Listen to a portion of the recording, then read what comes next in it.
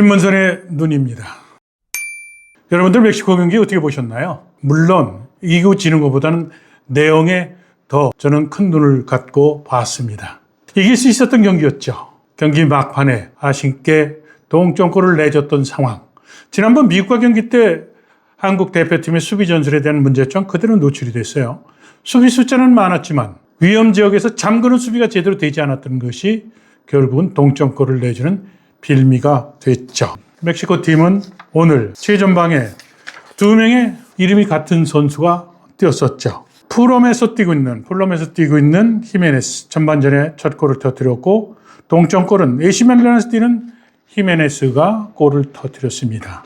이 두 골 모두 마크맨은 김민재였었죠. 전반전에 첫 골은 페널티 에어리어 안에서 헤딩을 허용해서 골을 허용했고 두 번째 골은 페널티 에어리어 안에서 김민재 선수가 마크를 해든 히메네스를 놓치면서 왼발로 감아차는 슈팅을 허용했던 것이 동점골의 빌미가 됐습니다. 이번 친선경기 두 경기를 보면서 저희 시선은 세 선수에게 집중이 됐었습니다. 김민재, 이강인, 손흥민이었죠. 손흥민 선수, 토트넘에서 오랫동안 활동을 하면서 국민들의 기쁨을 줬던 그런 히어로로서의 플레이가 시즌에 부상을 당하면서 지난 시즌 막판에 컨디션 난조 그리고 한국 월드컵 대표팀에 복귀를 해서 막판에 출전을 하지 못했던 경기도 있고 티켓을 딴 이후에 팬 서비스 차원에서 교체대에서 들어가서 손흥민 선수의 정상적이지 못했던 몸 컨디션으로 상당히 쇼크를 받았던 것이 바로 축구 전문가인 저였습니다. 그러다 보니까 이번 두 차례 친선 경기에서 손흥민 선수가 이적에 대한 여러 가지 스트레스 그리고 훈련에 대한 정상적인 몸 컨디션에 대한 확인하고 싶었던 그런 욕심이 있었던 것이죠. 손흥민 선수 당초 우려했던 거 다 털털 털어버렸습니다. 역시 손흥민이었습니다. 손흥민 선수는 미국 경기 때 완톱으로 그리고 멕시코와 경기 때는 경기가 0대1로 끌려가는 상황에서 후반 교체 투입돼서 손흥민 선수가 윙어의 역할로서 날카로운 스피드를 살려서 돌파하는 헛다리 동작에 이은 측면 돌파 그리고 바로 연결하는 왼발 슈팅. 토트넘에서 최정상 때의 컨디션을 보면서 역시 손흥민은 이번 월드컵 대표팀에서 가장 중심에 있는 정신적인 지주라는 판단이 확고하게 하는 계기가 됐습니다. 이강인 선수에 대한 평가입니다. 이강인 선수.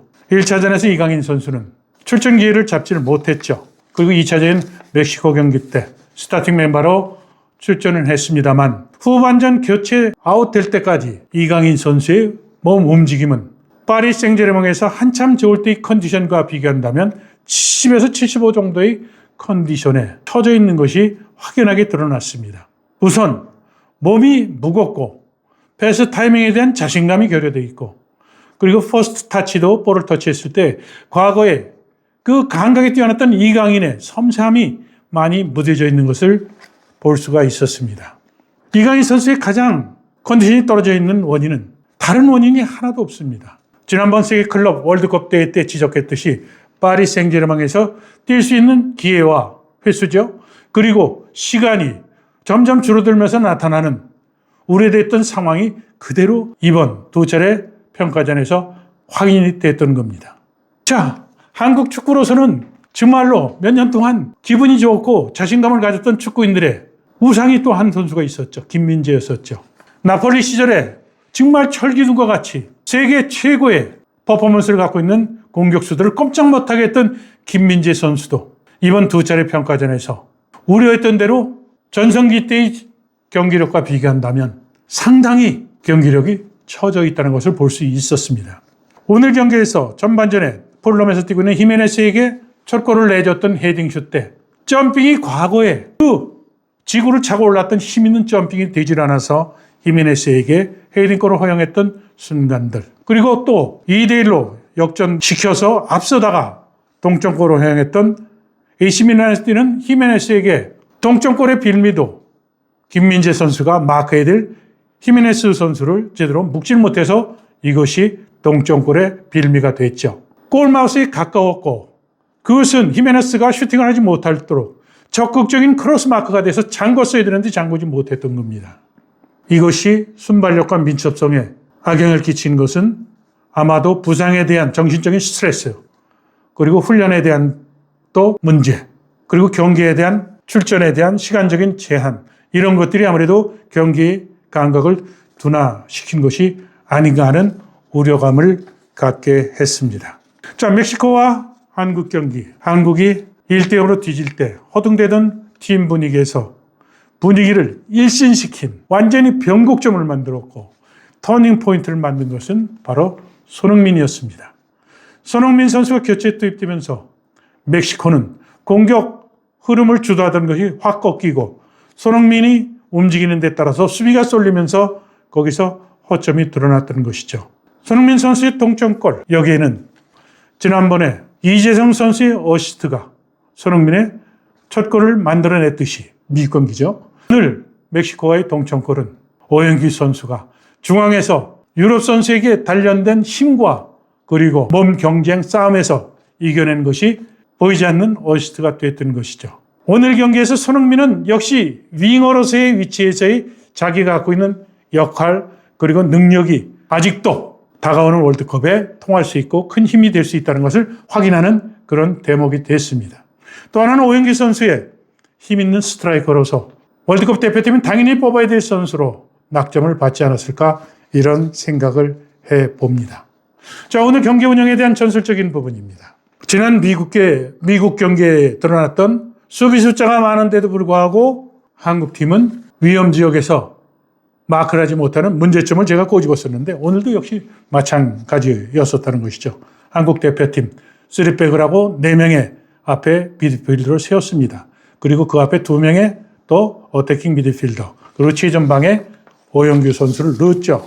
이러한 그 포메이션의 변화, 그리고 지난 1차전과 비교해서 김민재 선수를 포함을 해서 다시 뛰는 베스트 11에 많은 선수가 없었지만 선수들을 바꾸면서 한국 대표팀은 전술적인 안정성이 떨어졌고 그리고 공격에 대한 파워도 떨어졌고 허둥대는 것도 상당히 많았었죠. 이런 가운데서도 제가 오영규 선수에 대해서 높은 점수를 주는 것은 전반전에 골은 못 터뜨렸지만 상대 골문 쪽으로 빠져들어가면서 상대 실수에 끄는 볼을 오영규에게 넣었던 스루 패스를 단독 찬스로 끌고 갔던 그런 드리블.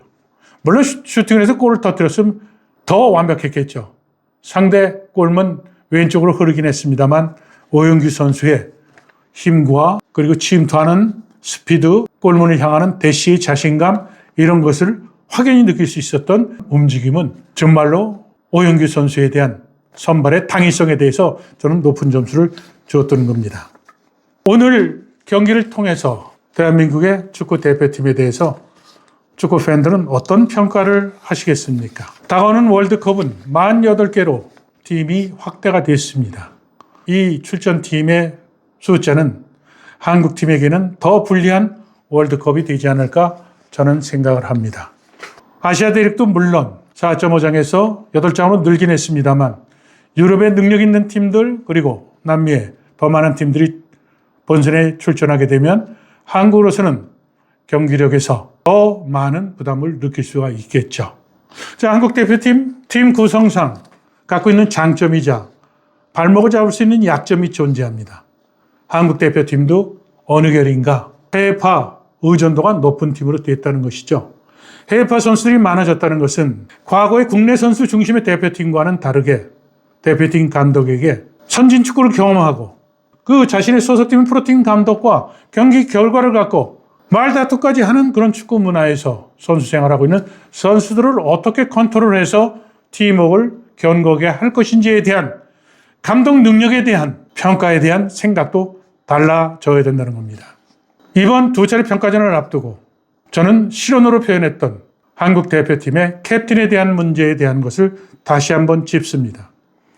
대표팀 경기력에 가장 큰 영향을 끼치는 것은 선수들의 능력을 하나로 만들어서 팀 파워를 키우고 위닝 멘탈리즘을 높이는 것도 중요하다는 것을 이미 거스 포엣 감독을 통해서 우리는 학습을 하지 않았습니까? 감독에 대한 문제를 논할 때는 팀이 지향하고 있는 승리의 방정식에 어떤 선수가 적합할 것인지 하는 정량 분석과 정성 분석을 더해서 판단하기를 홍명보 감독과 대한축구협회에 권합니다.